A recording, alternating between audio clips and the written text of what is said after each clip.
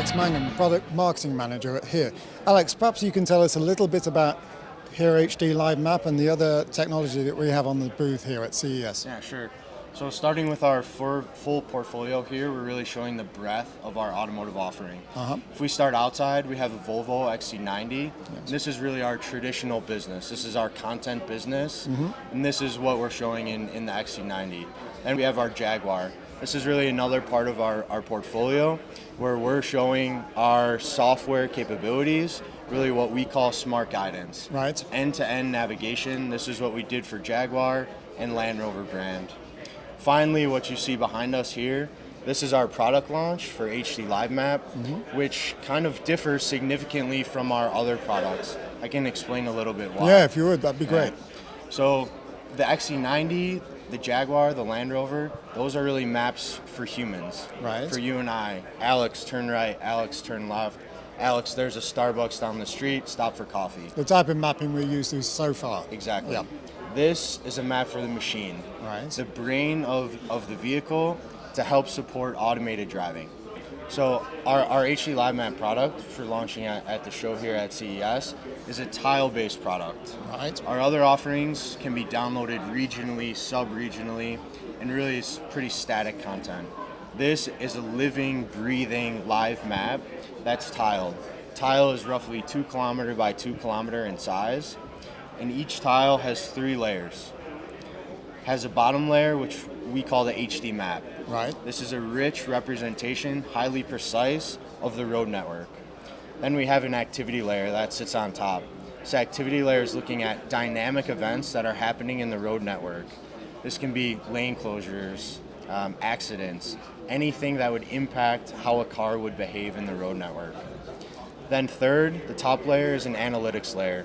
This is really looking at human driving behavior, helping inform cars not to drive like the speed limit tells us to drive, but drive how humans actually drive. Okay. So this is presumably using a lot of cloud support for the system, and you must be transferring an awful lot of data into the car. How are you coping with that?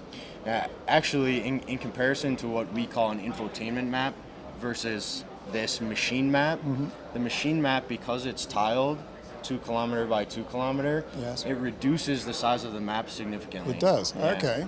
And then when you is that deliberate? Is that how you're managing the data challenge? Of course, yeah. And let me give an example. We're here in Las Vegas. Let's say we want to drive to Los Angeles.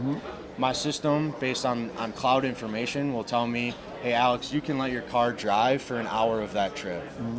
And so then I say, yeah, that sounds wonderful, right?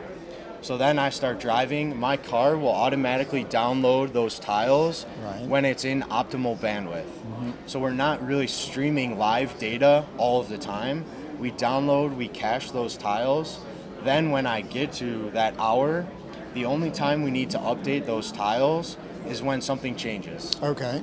So really we're not talking about a huge, massive amount of data that's being transferred. I only need and I only care about those tiles in which matter to me. It sounds as if this may be possible to manage on existing networks. We're not waiting for 5G or anything there? Exactly.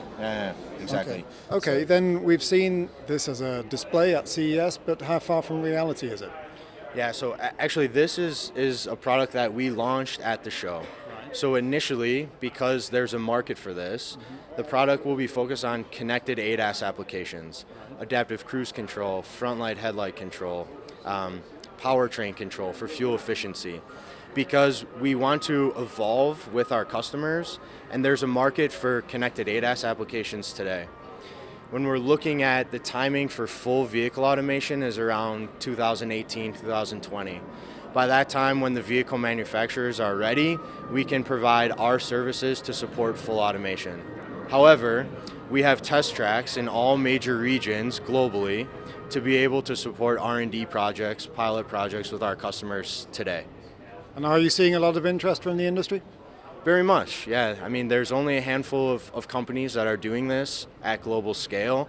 We're certainly one of them. And right now, it's a lot of give and take. No one has all the answers.